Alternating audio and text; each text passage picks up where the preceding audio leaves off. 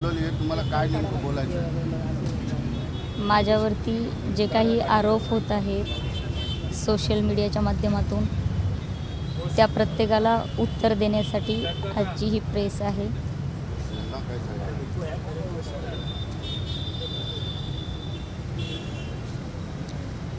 काय स्पष्टीकरण आहे तुमचं त्या आरोपावर? जसं की कालही मी सांगितलं की मी गेल्या 11 दिवसापासून मराठवाड्यातील माझ्या मराठा बांधवांना हैदराबाद गॅझेटियर लागू करून कुणबी प्रमाणपत्र देण्यात यावे। त्याचबरोबर आम्हाला आरक्षण तर दिलंच नाही, पण आमचं होतं ते हक्काचं EWS आरक्षण काढून घेण्यात आलं, ते पूर्ववत लागू करण्यात यावे। शेतकरी ज्याला की कुठलीही जात नसते असा शेतकरी, कामगार, कष्टकरी, मजूर यांच्या मुलांचं शिक्षण मोफत करण्यात यावं, या प्रमुख मागण्यांना घेऊन गेल्या 11 दिवसापासून इथं मी अन्न पाण्याचा त्याग करून आमरण उपोषण करत आहे। माझ्यावरती काल आरोप करण्यात आले की मी भारतीय जनता पक्षाची पदाधिकारी आहे, तर मी सांगू इच्छिते सर्वांना की मी त्या पक्षाच्या पदाचा केव्हाच राजीनामा दिलेला आहे आणि आरोप करणाऱ्यांनी त्या गोष्टीचा अभ्यास पण करायला पाहिजे होता। संविधानाने प्रत्येकाला अभिव्यक्ती स्वातंत्र्य दिलेलं आहे। माझ्या ज्या आयुष्यातील वैयक्तिक आयुष्यावरती प्रश्नचिन्ह उभा केले जातात, तर माझा प्रश्न आहे त्या सर्वांना, माझ्या मराठवाड्यातील बांधवांना, की माझ्या वैयक्तिक आयुष्यापेक्षा माझ्या ज्या 300 बांधवांचे बळी गेले, माझ्या ज्या माता माऊल्यांनी आपला मुलगा गमावला, माझ्या ज्या बहिणींनी भाऊ गमावला, माझ्या ज्या माऊलीनं स्वतःची लेक गमावली, याच क्रांती चौकामधून ही क्रांतीची लाट उसळली, त्या मराठवाड्याचा मराठा आरक्षणाचा प्रश्न महत्त्वाचा आहे की माझं वैयक्तिक आयुष्य महत्त्वाचं आहे। माझा लढा हा मराठवाड्यातील मराठा बांधवांसाठीच आहे, माझ्या त्या माता माऊल्यांना न्याय मिळवून देण्यासाठीच आहे। ज्यांना ज्यांना माझ्या जातीवरती, माझ्या वैयक्तिक आयुष्यावरती प्रश्नचिन्ह उभा होतो, मी त्यांना एवढंच सांगेल, सीतेलासुद्धा अग्निपरीक्षा द्यावी लागली होती। 21व्या शतकात जगत असताना जर का मला ही अग्निपरीक्षा द्यायची असेल, माझ्या मराठा बांधवांना त्यातून न्याय मिळणार असेल, तर मी पहिल्या दिवसापासून सांगत आले की 17 सप्टेंबरपर्यंत जर का आमच्या मागण्या मान्य नाही झाल्या तर 18 सप्टेंबरची पहाट मी पाहणार नाही आणि ही माझ्यासाठी, माझ्या जातीसाठीची मी केलेली लढाई असेल। मी मराठा घरात जन्माला आले। पुरुषप्रधान संस्कृतीमध्ये लग्नानंतर स्त्रीचं नाव, आडनाव बदलल्या जाते, ना की तिची जात बदलल्या जाते। याचा पुरावा म्हणून माझ्याकडे माझे शैक्षणिक डॉक्युमेंट्स, जे मी आजही शिक्षण घेते, ते सर्व आहेत। आणि यापूर्वी मी माझ्या चळवळीमध्ये सक्रिय होते। मी माझ्या संघटनेच्या माध्यमातून प्रत्येक वेळेस शिवशाहू फुले आंबेडकरांचं कार्य मी अखंड करत आलेले आहे आणि हे कार्य मी शेवटच्या श्वासापर्यंत करेन। मी एवढंच सांगू इच्छिते माझ्या समाज बांधवांना की मी एक मराठ्यांची, मराठवाड्याची लेक म्हणून मराठवाड्याला न्याय मिळवण्यासाठी इथं बसलेली आहे। तर तुम्हा सर्वांनासुद्धा एक कळकळीचं आव्हान करते की ज्यांना वाटतं की हे गोष्टी चुकीच्या पद्धतीने होत आहेत, तर माझा सर्वांना प्रश्न एकच आहे की कोणाला वाटतं की मराठवाड्यातील मराठा समाजाला आरक्षण भेटू नये आणि पहिलं भेटलं तर ते कोणाच्या पोटात दुखतंय, हे सुद्धा प्रत्येकाने स्पष्ट करणं गरजेचं आहे। आज पश्चिम महाराष्ट्र, विदर्भ या ठिकाणी जर बघितलं तर तिकडच्या समाजामध्ये अगोदरपासून त्यांना कुणबी प्रमाणपत्र दिलं जातं। माझ्या मराठवाड्यापेक्षा तो भाग सुजलाम सुफलाम आहे।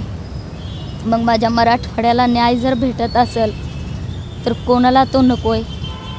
जालना असेल, बीड असेल, धाराशिव असेल, लातूर, परभणी हे जे आपले मराठवाड्यातील 8 जिल्हे, शेतकरी आत्महत्याचं प्रमाण जर बघितलं तर माझ्या 8 जिल्ह्यांमधलं जास्त आहे. मग त्यांच्या न्याय हक्कासाठी जर मी मराठवाड्यामध्ये उपोषणाला बसले असेल तर कोणाला याचा त्रास होतो आहे हे सुद्धा त्यांनी सांगावं. का पुरुषप्रधान संस्कृतीमध्ये एक महिला उपोषण करते हे कोणाला जमत नाही आहे, यासुद्धा प्रश्नचिन्ह माझ्यापुढं उभा राहतो. छत्रपती शिवरायांनी परस्त्रीलासुद्धा माते समान मानलं होतं. मग आपण त्या छत्रपती शिवरायांचे मावळे आहोत. मग एका स्त्रीचा आदर करणं हे आम्हा सर्वांचं कर्तव्य बनतं. आणि मी माझा कुठलाही वैयक्तिक स्वार्थ घेऊन इथे उपोषणाला बसलेली नाही आहे. मी आत्तापर्यंत जेवढेही राजकीय नेते मला भेटायला आले त्या सर्वांची बाजू कुठेही घेतलेली नाही आहे. मी प्रत्येक राजकीय नेत्यांना एवढंच सांगितलेलं आहे की प्रत्येकाने आपली भूमिका स्पष्ट करा आणि येत्या 17 तारखेपर्यंत माझ्या मराठवाड्यातील मराठा बांधवांना न्याय मिळवून द्या. आणि जर का त्यांच्याच्यानं तो न्याय मिळवणं होत नसेल तर 18 सप्टेंबरची पहाट मी पाहणार नाही आहे. यापेक्षा वेगळी परीक्षा मी आणखीन काय द्यायला पाहिजे.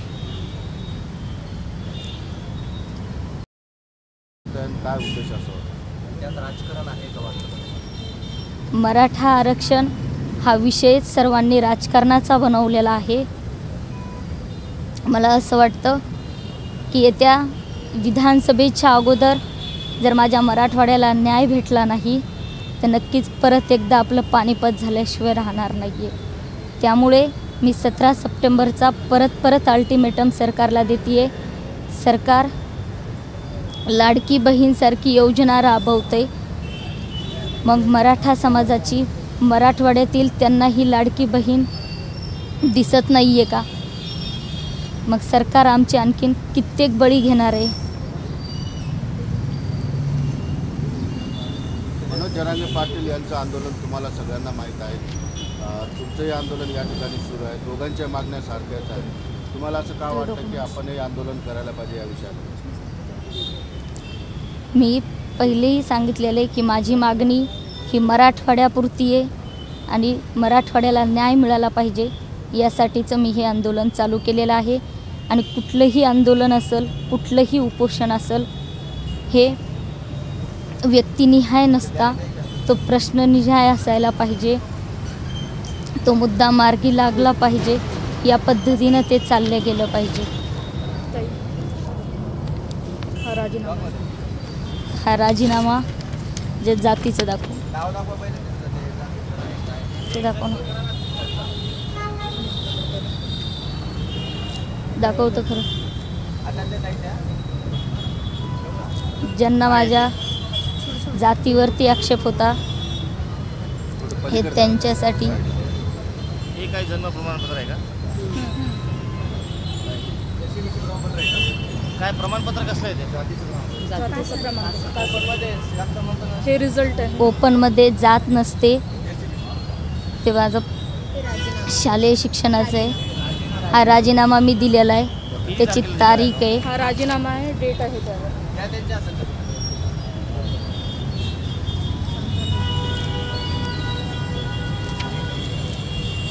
हा तोच राजीनामा आहे ना? मी याही अगोदर चळवळीमध्ये सक्रिय होते. ज्यांना प्रश्न होता की मी एवढ्या दिवस काय केलं, तर संविधानाने प्रत्येकाला अभिव्यक्ती स्वातंत्र्य दिलेलं आहे. सोशल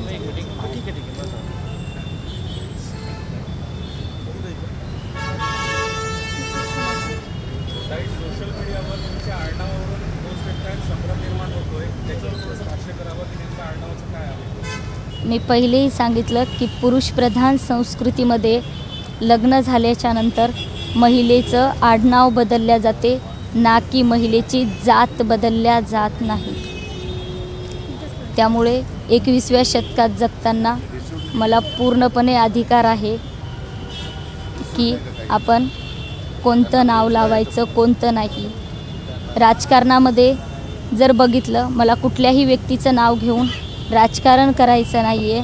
पण माझ्या पत्रकार बांधवांनी जो प्रश्न विचारला त्याचं उत्तर म्हणून तुम्हा सर्वांनासुद्धा माहिती आहे आज राजकारणामध्ये कित्येक लोक आहेत की ज्यांचे मुली स्वतःच्या बापाचं आडनाव लावतात. मग राजेश्री उंबरेनी स्वतःच्या बापाचं नाव लावलं तर कोणाला त्याचा त्रास होतोय? राजेश्रीताई, सगळ्यात पहिली गोष्ट की मीडियाला तुमच्या वैयक्तिक आयुष्याची काही घेणं देणं नाही, तुमच्या आडनावाशी घेणं देणं नाही, तुम्ही लग्न कुठं केलं याच्याशी मीडियाशी काही घेणं देणं नाही. फक्त तुम्ही भाजपचे कार्यकर्ते होतात याबद्दल मीडियाला उत्सुकता आहे, त्याच्याबद्दल सविस्तर बोला. कारण तुमच्या वैयक्तिक विषयात टाकायला मीडियाला कसलाही अधिकार नाही, कुणाला अधिकार नाही, आमचा इंटरेस्ट नाही. भारतीय जनता पक्षाचा मी राजीनामा केव्हाच दिलेला आहे. त्यामध्ये राजीनामा देताना मी सन्माननीय प्रणिता देवरे चिखलीकर, ज्या की भारतीय जनता पक्षाच्या सध्या सक्रिय महिला आघाडीमध्ये कार्य करतात, त्यांच्याकडे प्रदेश बॉडीवरचं पद आहे. मी त्यांनासुद्धा माझा राजीनामा पाठवलेला होता. एक महिला या नात्याने संध्याताई राठोड महिला मोर्चामध्ये ज्या जिल्हाध्यक्ष आहेत, मी त्यांनासुद्धा माझा राजीनामा पाठवलेला होता. कांतारावजी घोडेकर जे तालुकाध्यक्ष होते, मी त्यांनासुद्धा माझा राजीनामा पाठवलेला आहे. माझ्याकडून भारतीय जनता पक्षाचं राजीनामा दिल्याच्यानंतर कुठलंही कार्य केलं गेलेलं नाही. थँक्यू ताई.